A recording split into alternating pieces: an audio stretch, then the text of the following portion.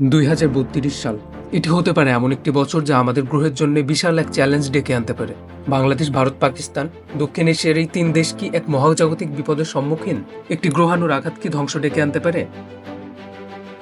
2024-এর ডিসেম্বরে একটি গবেষণায় দেখা গেছে 2024 YR4 নামের একটি বিশাল গ্রহাণু পৃথিবীর কাছাকাছি অবস্থান করছে, যেটি কিনা 2032 সালে পৃথিবীতে আঘাত আনতে পারে। নাসা ও অন্যান্য মহাকাশ সংস্থার পর্যবেক্ষণ অনুযায়ী এই গ্রহাণুটি 40 থেকে 90 মিটার ব্যাসের, যা কিনা একটি ফুটবল মাঠের সমান। আর এটি যদি পৃথিবীর সঙ্গে সংঘর্ষ ঘটায় তাহলে নেমে আসবে ভয়াবহ ধ্বংসযজ্ঞ।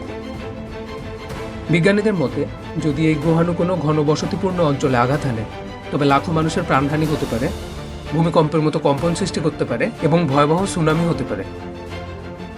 প্রায় 6,60,00,000 বছর আগে এক বিশাল গ্রহাণুর আঘাতে পৃথিবী থেকে ডাইনোসররা বিলুপ্ত হয়ে গিয়েছিল। এই ঘটনা থেকে বোঝা যায় এমন একটি মহাজাগতিক সংঘর্ষ মানবজাতির জন্য কতটা ভয়ঙ্কর হতে পারে। বিশেষজ্ঞদের মতে, এই গ্রহাণু যদি সাগরে আঘাত হানে তাহলে বিশাল সুনামি তৈরি হতে পারে, যা উপকূলীয় শহরগুলোকে পুরোপুরি গ্রাস করে ফেলবে। তবে কি গ্রহাণুর আঘাত অনিবার্য? নাসার বিজ্ঞানীরা বলছেন এখনও নির্দিষ্ট করে কিছু বলা যাচ্ছে না। এই গ্রহাণুর গতিপথ এবং সম্ভাব্য সংঘর্ষের স্থান নির্ধারণ করতে আরও অনেক গবেষণা এবং সময়ের প্রয়োজন। তবে ইতিমধ্যে গ্রহাণুটির আঘাত হানার সম্ভাবনা বেড়ে গিয়ে 2% হয়েছে, যা কিনা মহাজাগতিক ঘটনা হিসেবে অনেক বেশি। আমরা ইতিমধ্যে নাসার ডার্ট মিশনের মতো প্রকল্প দেখেছি, যেখানে মহাকাশযান ব্যবহার করে কোনো একটা গ্রহাণুর গতিপথ পরিবর্তন করা হয়।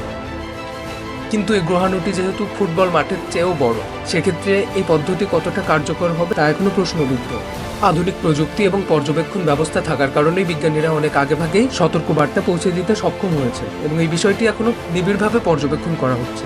আপনার মতামত, আপনি কি মনে করেন সরকারগুলো এই হুমকির বিষয়ে যথেষ্ট প্রস্তুতি নিচ্ছে? কমেন্ট করে আপনার মতামত জানান এবং ভিডিওটি শেয়ার করুন, যাতে সবাই গুরুত্বপূর্ণ বিষয়টি জানতে পারে। এবং এই ধরনের আরও বিজ্ঞান ও গবেষণা সম্পর্কিত ভিডিও পেতে আমাদের চ্যানেলটি সাবস্ক্রাইব করে রাখতে পারেন। ধন্যবাদ।